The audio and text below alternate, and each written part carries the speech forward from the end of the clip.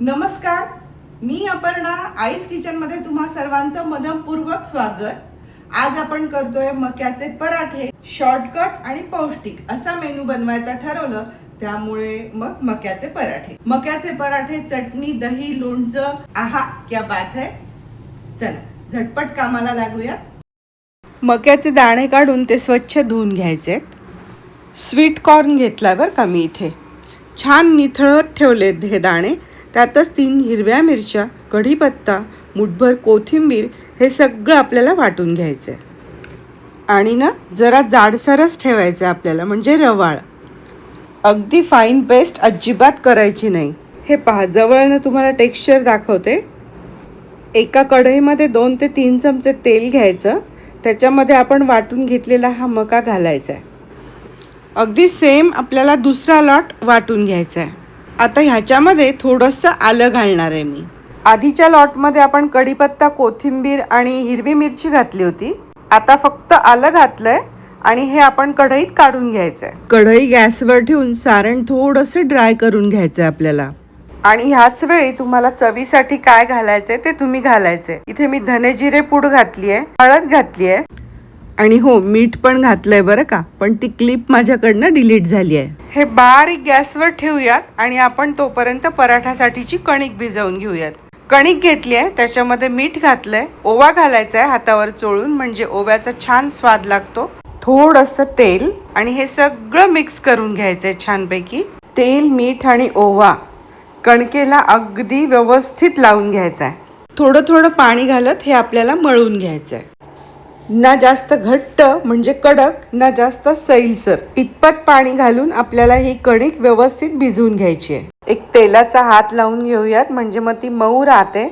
चल, कणिक तर भिजवून झाली, सारणही तयार आहे. म्हणजे थोडक्यात काय तर पराठ्याची आपली सगळी पूर्वतयारी झालेली आहे. लावायला कोरडं पीठ काढून घेऊयात. सारण व्यवस्थित गार झालंय, ते पण छान एकजीव करून घेऊयात हातानेच. बरं, या स्टफिंगमध्ये तुम्ही लसूणही घालू शकता बरं का, ठेचून. जेवढे पराठे बनवायचे तेवढे गोळे पण बनवून घेऊयात. मक्यामध्ये ए, बी, ई आणि फायबर अशी अनेक खनिजे असतात, ज्यामुळे पाचन तर सुधारतंच, पण कोलेस्ट्रॉल पण नियंत्रणात राहतं.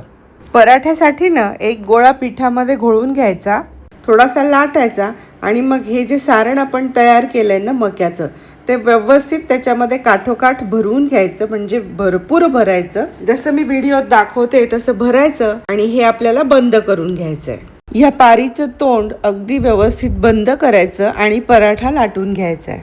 पराठ्यामध्ये सारण हे नेहमी जास्त भरायचं, भरपूर भरायचं, म्हणजे मग पराठा हा चविष्ट लागतो.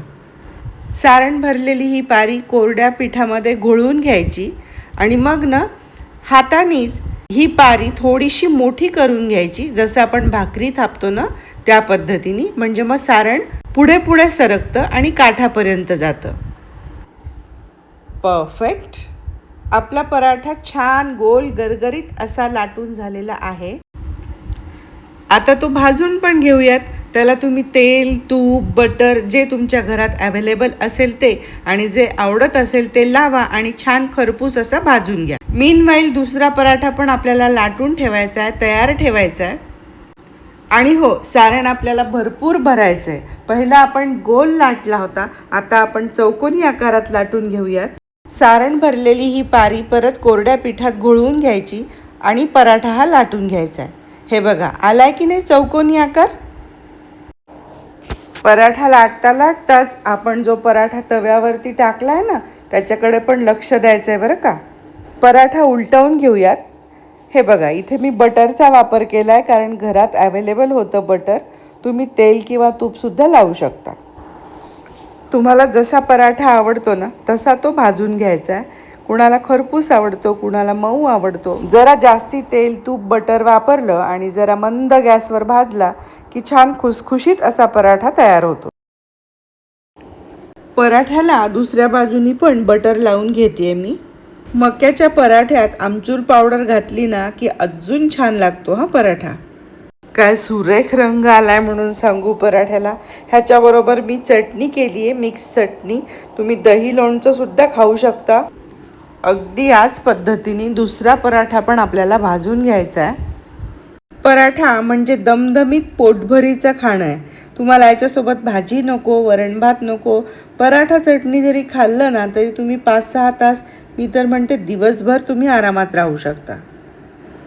हाही पराठा आपला भाजून झालेला आहे आणि आता गरमागरम पराठे सर्व करूयात आपण. मी शेंगदाणे आणि नारळाची बहारदार चटणी तर केलेलीच आहे, पण मी काकडीची कोशिंबीर सुद्धा केली आहे पराठ्यासोबत खाण्यासाठी. आपल्या चॅनलवरनं बऱ्याच पराठ्यांच्या रेसिपी तुम्हाला दिसतील जर चॅनलवर गेलात तर.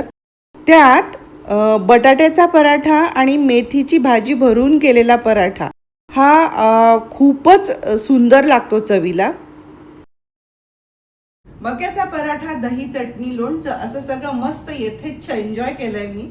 तुम्हाला हा मक्याच्या पराठ्याचा व्हिडिओ कसा वाटतोय हे मला कमेंट करून नक्की सांगा. हा व्हिडिओ तुम्ही कुठल्या भागातून बघत आहात हे पण मला कळवा. आणि सगळ्यात महत्त्वाचं म्हणजे व्हिडिओला लाईक्स द्यायला अजिबात विसरू नका. चॅनल सबस्क्राईब करा. सबस्क्राईब, बेल आयकॉन आणि ऑल असं क्लिक करायचं आहे, म्हणजेच नवीन येणाऱ्या प्रत्येक व्हिडिओचे नोटिफिकेशन्स तुमच्यापर्यंत लगेचच पोहोचतील. पुन्हा भेटूया अशाच एका नवीन रेसिपीसह. तोपर्यंत मस्त खा, स्वस्थ रहा आणि पाहत रहा आईचे किचन. Bye bye.